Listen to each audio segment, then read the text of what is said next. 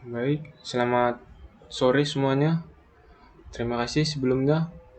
Perkenalkan, nama saya Matius Eliezer Pratama Sinaga dari kelas IFB dengan NIM 3312001041 Politeknik Negeri Batam. Pada hari ini saya akan melakukan demo aplikasi yang telah saya buat, yaitu rancang bangun aplikasi POS menggunakan framework pada editor pada OKResto Batam. Jadi ini adalah aplikasi point of sale atau untuk melakukan transaksi pada pembeli yang biasanya digunakan untuk kasir di toko-toko. Nah, kali ini kita membuatnya untuk di restoran. Aplikasi yang saya buat ini mempunyai 3 unsur, yaitu admin, kemudian ada kasir tentunya, dan terakhir ada pemilik atau owner. Langsung saja kita masuk ke admin dengan username admin dan password admin.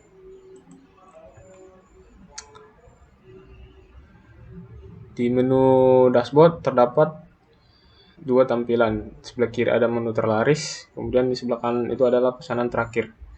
Menu terlaris di sini maksudnya adalah menu-menu yang terlaris yang dipesan terbanyak. Kemudian pesanan terakhir ini adalah nama-nama pesanan oleh pembeli secara descending. Ini pesanan yang paling atas adalah pesanan paling terakhir. Kemudian sini kita bisa melakukan untuk semua ini, dengan menekan tombol semua kita akan langsung masuk ke menu-menu untuk melakukan crowd-nya. Kemudian di pesanan terakhir ini akan masuk ke daftar pesanan untuk melihat daftar siapa saja yang sudah melakukan pembelian. Kemudian di pesanan baru ini adalah menu khusus untuk kasir. Karena ini admin, dia juga bisa mengaksesnya. Ini nanti akan saya jelaskan terakhir. Kemudian kita masuk ke menu pesanan resto. Nah, di menu pesanan resto ini atau daftar pesanan, sini kita bisa melihat kode pesanan, nama dari pembeli, kemudian waktu pembelian, status pembayaran, dan operator. Nah, status pembayarannya ada aktif dan down. Jika down berarti telah selesai, jika aktif berarti dia melakukan pembayaran nanti atau belum membayar. Nah, di operator ini ada admin dan admin dan juga dono. Nah, admin ini adalah user admin, dono ini adalah kasir. Nah, di sebelah kanannya ada detail. Detail ini untuk melihat pesanan. Ada pembayaran oleh siapa, nama pembelinya, metode pembayarannya. Kita buat cash karena memang ini dibuat khusus untuk di pembayaran secara langsung di toko. Kemudian ada daftar itemnya, dia membeli apa. Kemudian di bawah ada tombol cetak. Nah, tombol cetak ini akan langsung mencetak ke printer thermal. Langsung saja masuk ke menu data master menu. Nah, di sini untuk melakukan tambah menu atau update menu. Di sini ada fitur tambah menu. Nah, untuk melakukan crowd-nya kita bisa langsung masuk untuk melakukan edit. Nah, di sini. Nah, kita coba tambahkan satu saja ya. Kita tambahkan menu ayam goreng crispy. Kategorinya ya bisa kita pilih minuman, seafood, jus, tea. Ini juga kategori bisa ditambahkan. Makanan utama. Kemudian ada deskripsi menunya apa. Misalnya kita buat ayam goreng crispy enak. Kemudian harganya berapa? Misalnya 20.000 per porsi. Nah, di sini ada tombol untuk memilih foto. Kita bisa langsung memilih foto.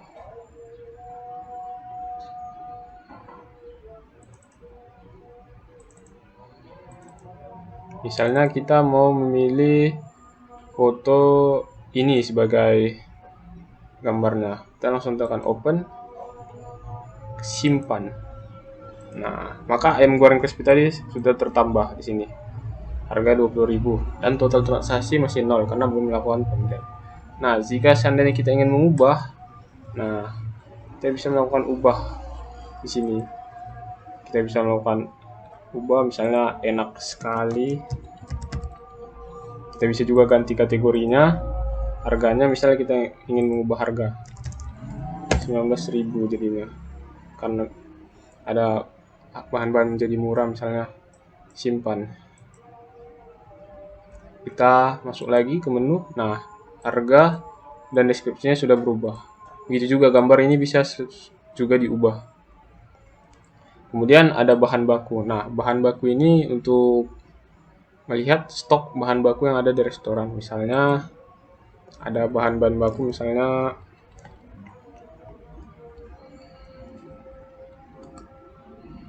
ayam mentah. Nah, ini ayam belum dimasak. Kategorinya misalnya daging ya kan, ini ayam. Kemudian satuannya per kilo. Nah, stok awalnya misalnya dia membeli 10 kilo, simpan.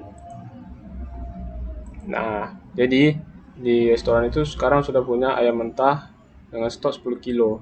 Jadi admin atau pemilik restoran bisa melakukan pelacakan atau record stok bahan bakunya. Kemudian ada promo. Nah, menu promo ini digunakan nanti saat di pembayaran. Nah, jika kita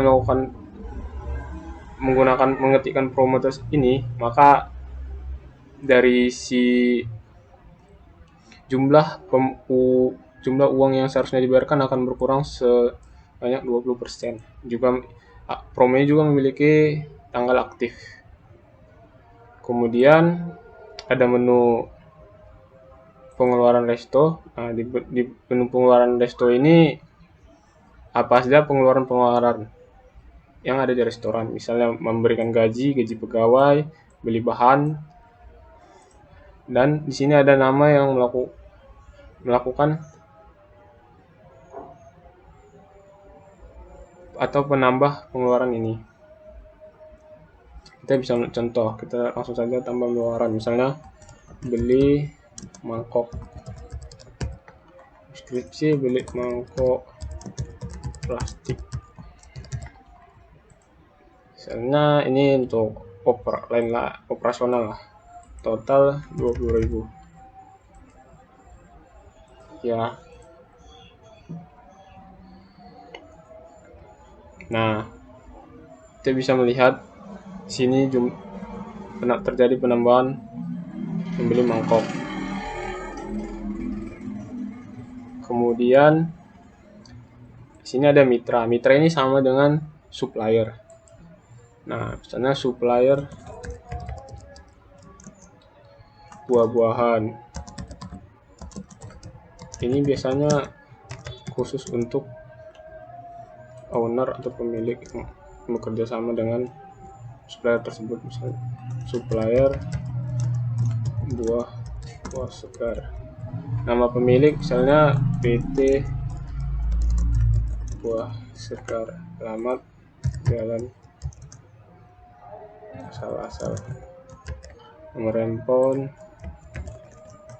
tipe, pemasok bahan baku, simpan. Nah, jadi ini mitra supplier buah-buahan, nama pemiliknya nih. Jadi kita bisa berhubungan dengan mitra. Bisa ada catatan mitranya di sini. Misalnya ada kelupaan nomor HP, bisa dilihat.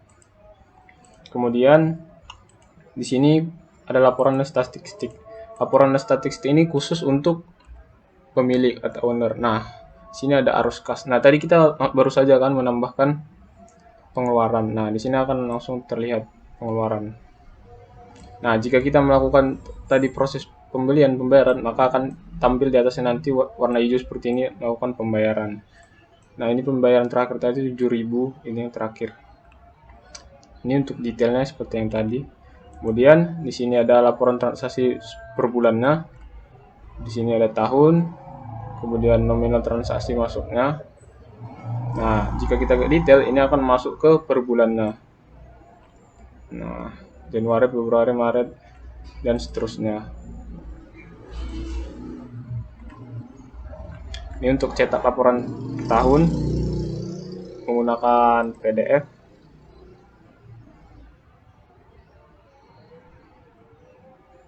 Nah, kita download, open.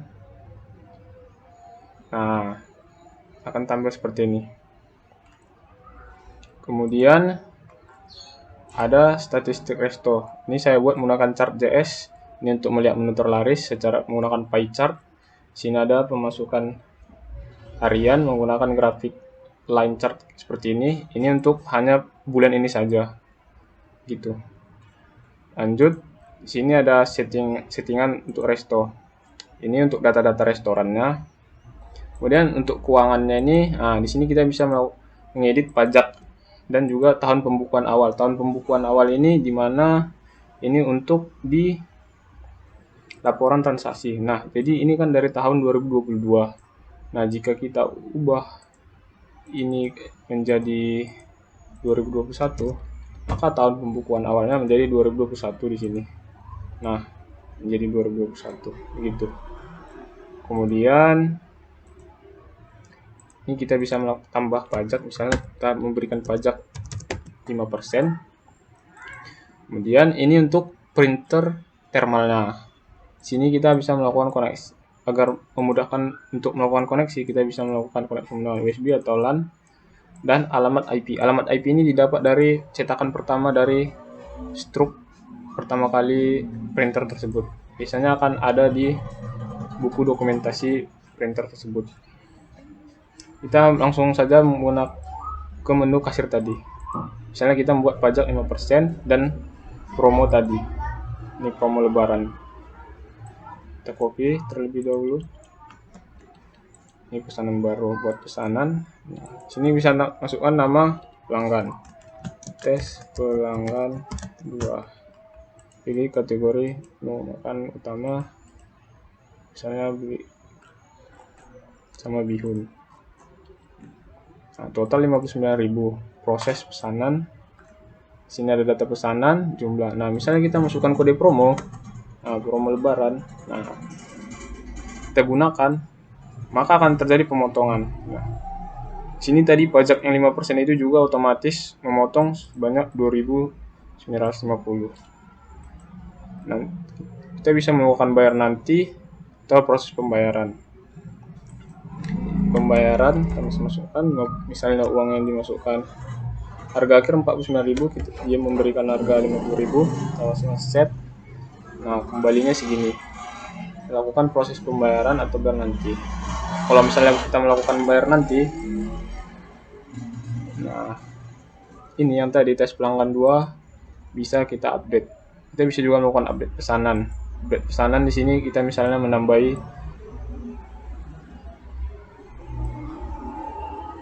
misalnya menambahkan nasi goreng, update pesanan. Jadi pesanannya 81.000 kembali. Jadi jika ia ingin melakukan bayar, maka dia butuhkan 100.000 dengan kode promo. Misalnya tadi promo lebaran gunakan. Nah, ini salah kodenya, harusnya N gunakan. Nah, maka akan terjadi pemotongan sebanyak 10% tadi. Kita lakukan set proses pembayaran, ya. Nah, di sini tadi tes pelanggan 2, metode pembayaran cash, nasi goreng, bihun. Nah, ini pajaknya dan juga ini promo, menggunakan promo, operatornya admin. Kembali 31.000. Nah, ini kita langsung saja melakukan cetak untuk diberikan pelanggan dari printer thermal. Kita masuk ke menu kasir.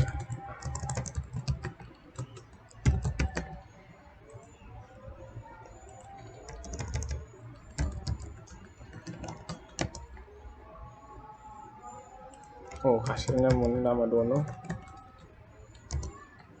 Aduh.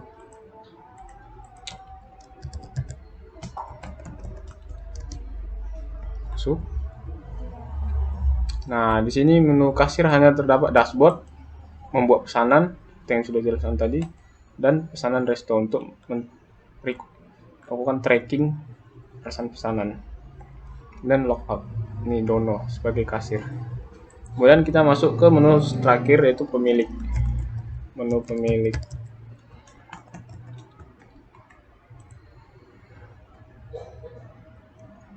Nah, di menu pemilik ini bisa melihat dashboard, melakukan tambahan pengeluaran, ada laporan statistik. Untuk seperti tadi kita telah melakukan uang masuk, yaitu melakukan pembayaran transaksi, ada pembelian, nah maka akan tambah menjadi hijau seperti ini. Dia juga bisa melakukan tambah user atau edit user atau delete user. Oke, mungkin itu saja yang dapat saya jelaskan melalui demo aplikasi yang telah saya buat. Jika ada salah kata, mohon dimaafkan. Terima kasih. Ini adalah video testing untuk melakukan testing pada printer thermal.